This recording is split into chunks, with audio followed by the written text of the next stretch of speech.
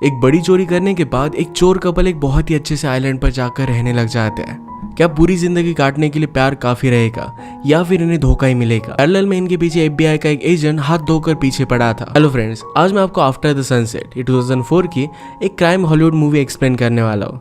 अगर आपको वीडियो अच्छा लगता है तो प्लीज लाइक और कमेंट जरूर कर दीजिएगा। बिना किसी देरी के एक्सप्लेनेशन स्टार्ट करते हैं।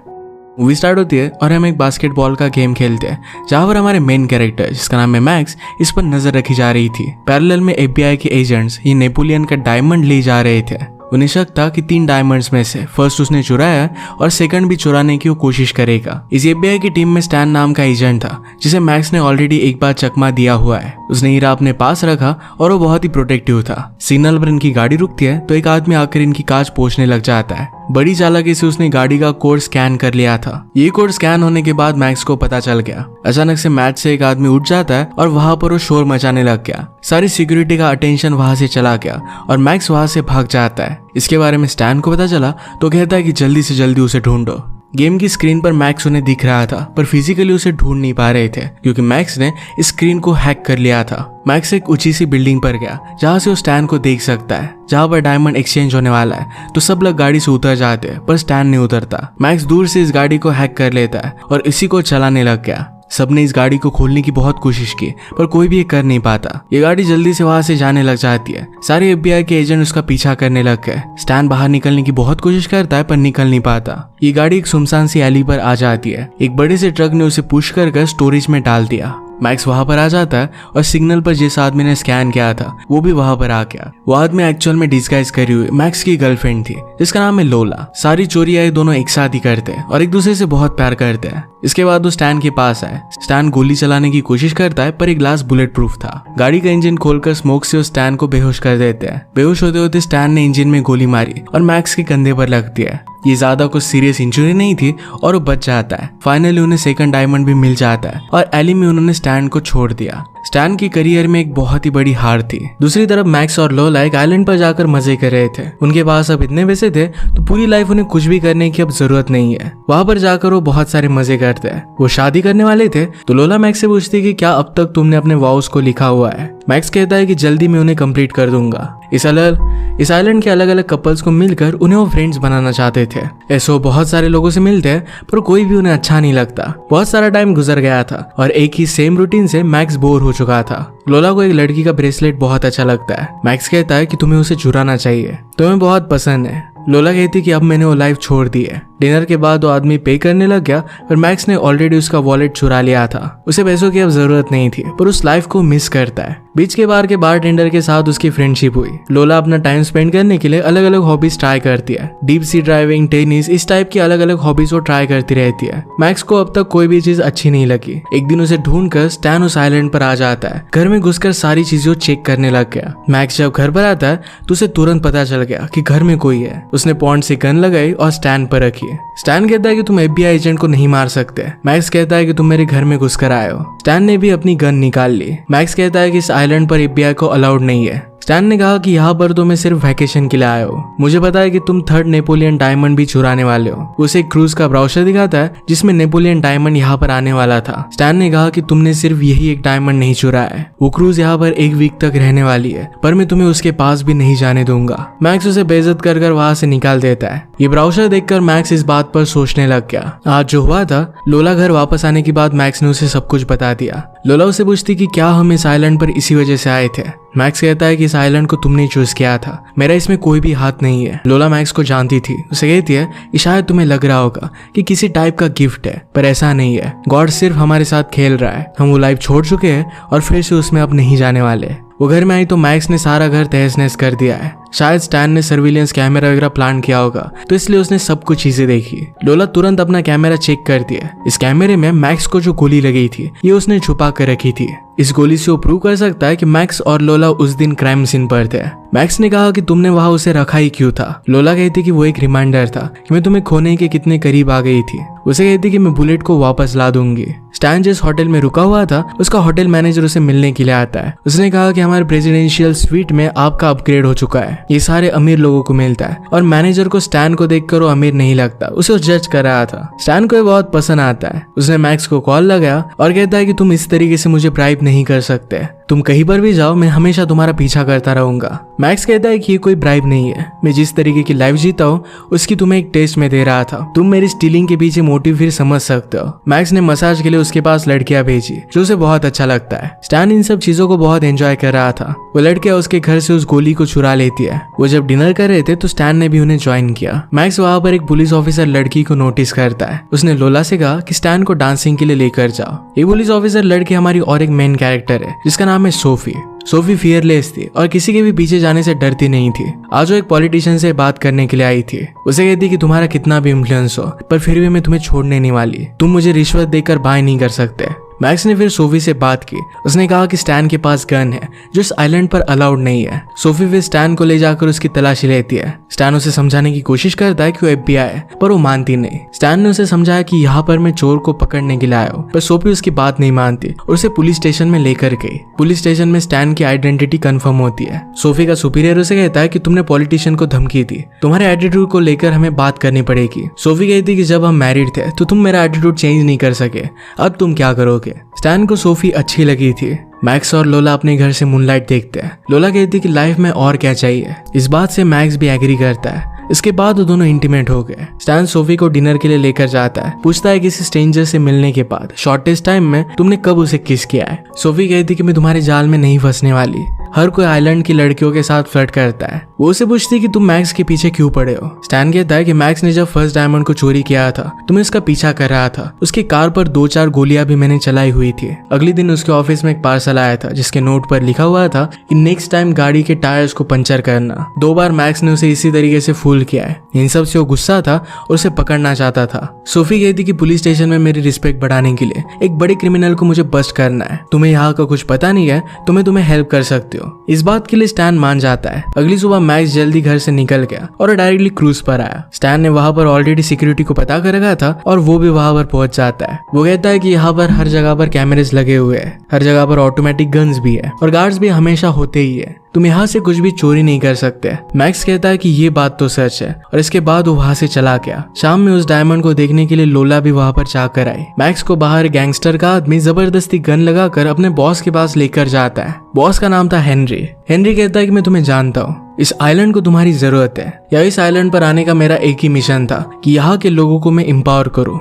इसके लिए मुझे बहुत सारे पैसों की जरूरत पड़ेगी, इसी वजह से मैं चाहता हूँ कि तुम मेरे लिए डायमंड चोरी करो। मैक्स कहता है कि मैंने वो सब चीजें छोड़ दी है। हेनरी उसे अपना बिजनेस दिखाने के लिए गया तो कसिनो के बिजनेस में था। वो कहता है कि यहाँ पर मैं बहुत पावरफुल हूँ, यहाँ की सारी सिक्योरिटी डिटेल्स, सारी प्लान्स, तुम्हें जो भी चीजों की जरूरत पड़ेगी वो सब कुछ मैं तुम्हें दे सकता हूँ। डायमंड के प्रॉफिट को 50-50% हम बांट लेंगे। इस ऑफर के बाद मैक्स रात में सो नहीं पाता। लोला ये चीज नोटिस करती है और कहती कि मुझे पता है तुम उस डायमंड को देख कर आए। मैक्स कहता है कि क्या तुम्हें नहीं लगता कि हमने जरा जल्दी रिटायर कर दिया। लोला कहती कि हम हमारे गेम के टॉप पर थे और उसी वक्त क्विट करना अच्छा होता है, हमें अब छोटी छोटी चीजों में खुशी ढूंढनी चाहिए। रात में मैक्स ने स्टैन को कॉल लगाया। वो कहता है कि वो चोरी में कर सकता हो, स्टोरेज रूम को मैं ब्लो अप कर दूंगा, सारे लोग वहां पर चले जाएंगे और उसके बाद मैं डायमंड के रूम में जाऊंगा। रात के 10 बजे के बाद वहां के सिक्योरिटी गार्ड ओल्ड होते हैं तो मुझे ज्यादा तकलीफ नहीं होगी। अब मैंने सारा प्लान तुम्हें बता दिया, अब ये काम मैं नहीं कर सकता। अगले दिन स्टैन उसे कहता है कि मेरे साथ बोटिंग के लिए आओ। मैक्स इसके लिए मना कर रहा था तो स्टैन ने कहा कि अगर तुम नहीं आए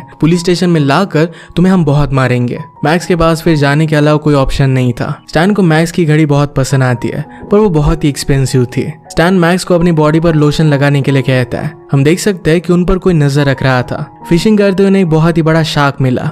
इसके पास जाने से दोनों के दोनों डर रहे थे। स्टैन इतना डर गया था तो उसे डायरेक्टली शूट करने लगता है। दोनों वापस आए तो लोला और सोफी दोनों उनका वेट कर रही थी। वो एक दूसरे से बात करती है कि अगर किसी को पता नहीं होगा कि दोनों एक दूसरे के दुश्मन है तो उन्हें लगेगा कि बहुत ही अच्छे फ्रेंड्स है। मैक्स और लोला को स्टैन के माइक्रोफोन मिल गए थे तो उसका बहुत मजाक लेते हैं। रात में मैक्स जेनिटर का यूनिफॉर्म पहनकर अंदर आ जाता है। सारी शिप की सिक्योरिटी डिटेल उसने निकाल ली है। शिप की सिक्योरिटी को पता चल गया कि वहां पर ब्रीच हुआ है। जल्दी से स्टैन और सोफी दोनों उसे ढूंढने लग जाते हैं। सोफी ने मैक्स पर गन लगाई पर स्टैन वहां पर पहुंच गया। डिस्ट्रैक्शन की वजह से मैक्स वहां से भाग जाता है। लोकल पुलिस ने उसे पकड़ने की बहुत कोशिश की पर उसे पकड़ नहीं पाए। लोला पास में ही शॉपिंग कर रही थी तो एक बात वो समझ लेती है। वो जब घर पर आई तो मैक्स बात ले रहा था। उसे कहती कि मुझे पता है कि तुम डायमंड के पास थे, मैं उससे जेलस हो रही हूँ। मैक्स कहता है कि मैं तो यहीं पर था, हमारी वेडिंग के वॉव्स लिख रहा था। लोला कहती है कि उस डायमंड से तो बेटर मैं हूँ। इसके बाद वो दोनों इंटीमेट हो गए। स्टैन सोफी के साथ फ्लर्ट करना कंटिन्यू रखता है। अगले दिन मैक्स हेनरी को मिलने के लिए आया।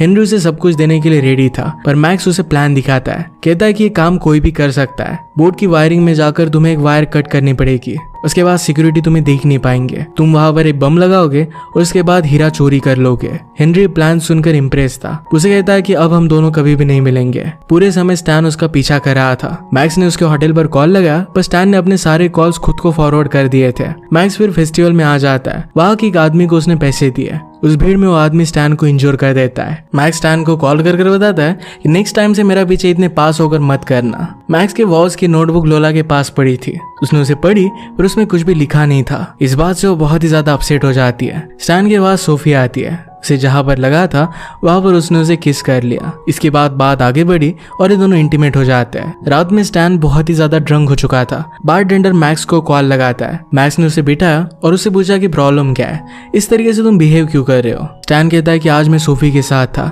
मेरी लाइफ बहुत ही ब्यूटीफुल चल रही है। नेक्स्ट 28 आवर्स में तुम उस डायमंड को चुरा लोगे और सब कुछ फिर से बर्बाद हो जाएगा। मैक्स कहता है कि अब मैं चोरी नहीं करने वाला। स्टैन कहता है कि तुम एक जीनियस हो, मैं हमेशा तुमसे बहुत ही इंस्पायर हुआ हूँ, मुझे पता है कि तुम तो चोरी करने ही वाले हो। स्टैन की हालत बहुत ही खराब थी तो मैक्स उसे उसके रूम तक छोड़कर आता है। रात में वो चोरी के लिए रेडी होने लग गया। जब वो घर पर आता है तो लोला उसे घर में नहीं लेती। उसने कहा कि मैंने तुम्हारी नोटबुक देखी थी, वो वाउज मैंने मेरे लिए तुम्हें नहीं लिखने के लिए गए थे, वो सिर्फ तुम्हारे लिए। ये वाउज लिखकर मेरे साथ हमेशा के लिए रहने का प्रॉमिस तुम खुद से करते हो। उसे घर में अंदर नहीं ले रही थी तो स्टैन के पास आ गया। स्टैन उसे कहता है कि तुम्हारे जैसे लोग कभी भी खुश नहीं रह सकते। जो लोग छोटी छोटी चीजों में खुशी मानते हैं वही एक्चुअल में खुश होते हैं। सुबह हुई तो FBI के आदमी यहाँ पर आ गए थे। उन्हें पता चला था कि मैक्स और स्टैन एक दूसरे के साथ हैंग आउट कर रहे हैं। इन्हें फोटोज भी मिली थी जिसमें मैक्स स्टैन को सनस्क्रीन लगा रहा था। उन्हें इन दोनों की रिलेशनशिप कुछ अलग ही लगती है। इनकी बातों से सोफी को पता चला कि स्टैन को नौकरी से निकाल दिया गया था। वो पूरा टाइम उसे झूठ कह रहा था। इस बात से वो बहुत ही ज्यादा गुस्सा हो गई। ब्रेकफास्ट करते वक्त मैक्स ने स्टैन से कहा तुम्हारा झूठ इतना बड़ा भी नहीं था। स्टैन भी कहता है कि तुम्हें लोला को घर से बाहर नहीं निकालना चाहिए था, तुमने अब तक तो कुछ भी किया भी नहीं है। उन दोनों को आइडिया आया और एक दूसरे की गर्लफ्रेंड को मनाने के लिए हो जाते हैं। उन्हें समझाने की बहुत कोशिश करते हैं पर दोनों मान नहीं रही थी। मैक्स कहता है कि आज रात ये शिप चली जाएगी, फिर कोई भी प्रॉब्लम नहीं होगा। ये 2-4 घंटे स्पेंड करने के लिए मेरे पास एक आइडिया है, हम सब लोग डाइविंग कर सकते हैं। अंडर वाटर एक बड़ी सी शिप डूबी हुई थी। मैक्स कहता है कि बहुत सारे लोग कहते हैं कि यहाँ पर बहुत सारा सोना पड़ा हुआ है, कभी भी किसी को ये सोना मिला नहीं था। ये सब शिप में जाकर इसे ढूंढने लगते हैं। मौके का फायदा उठाकर मैक्स यहाँ से भाग गया। इसी वक्त हेनरी का आदमी बोट में चोरी करने के लिए आया हुआ था।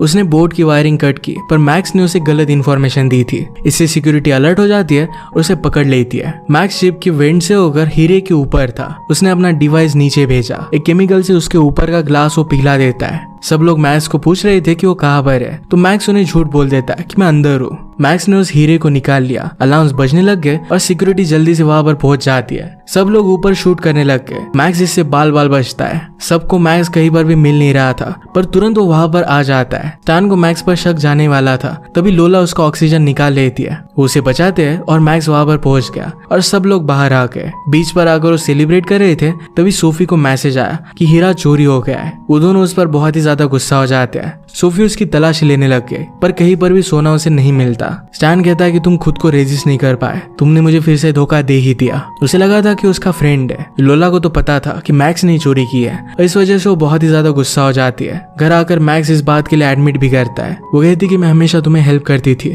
क्योंकि मैं तुमसे बहुत प्यार करती हूँ, तुम अपनी आदतों को नहीं छोड़ने वाले, तो उसके साथ अब नहीं रह सकती। वो जाने लग गई तभी वहां पर हेनरी पहुंच जाता है। कहता है कि मेरा डायमंड कहाँ पर है। उसने लोला पर गन लगाई थी। लोला बचने की कोशिश करती है और हेनरी मैक्स को मारने वाला था पर तभी वहां पर स्टैन आ गया। वो हेनरी को गोली चलाकर मार देता है। मैक्स पुलिस को बताता है कि हेनरी ने हीरा चोरी करने के लिए मुझे बुलाया हुआ था। खुद डायमंड चोरी कर सारे सबूत मिटाने के लिए वो फाइनली मुझे मारने के लिए आया था। पुलिस उसे पूछते कि हीरा कहाँ है। मैक्स कहता है कि मुझे इसके बारे में कोई भी आइडिया नहीं है। स्टैन कहता है कि मुझे पता है कि तुम अभी झूठ कह रहे हो। मैक्स लोला से कहता है कि प्लीज मत जाओ, पर लोला उसकी बात नहीं मानती। लोला ने उनके लिए एक प्लेस बनवाया था, वहां पर फर्स्ट सनसेट उसके साथ दिखना चाहती थी, पर मैक्स बिजी था, इस वजह से उसने सब कुछ मिस कर दिया था। वो आज वहां पर सनराइज देखता है और जल्दी से एयरपोर्ट चला गया। उसे कहता है कि मुझसे जरा लेट हो गया, पर मैंने मेरे वॉल्स लिख डाले हैं, मुझे इसे पढ़कर सुनाने की जरूरत नहीं है क्योंकि सब कुछ मेरे दिल से आ रहा है। मैं मेरी पूरी लाइफ वैल्यूएबल चीजों के पीछे भागता रहा, मुझे पता ही नहीं था मेरी लाइफ में सबसे वैल्यूएबल तुम हो। मैं मेरी लाइफ का हर एक सनसेट तुम्हारे साथ देखना चाहता हूँ। उसे एक डायमंड की रिंग देता है और कहता है कि फर्स्ट डायमंड मैंने खुद से बाय किया है।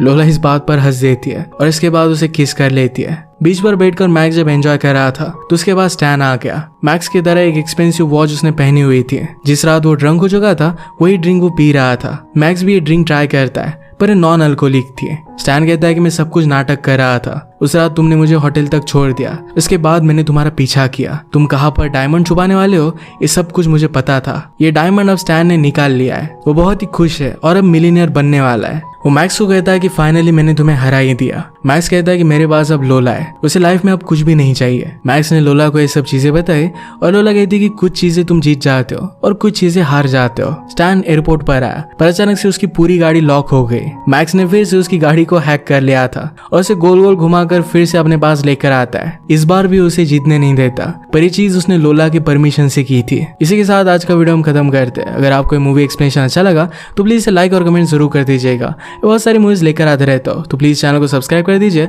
और बेल नोटिफिकेशन आइकन दबाना मत भूलिएगा। हम फिर से मिलेंगे और एक नई मूवी के साथ, तब तक के लिए थैंक यू और आप अपने आप का ख्याल रखिए।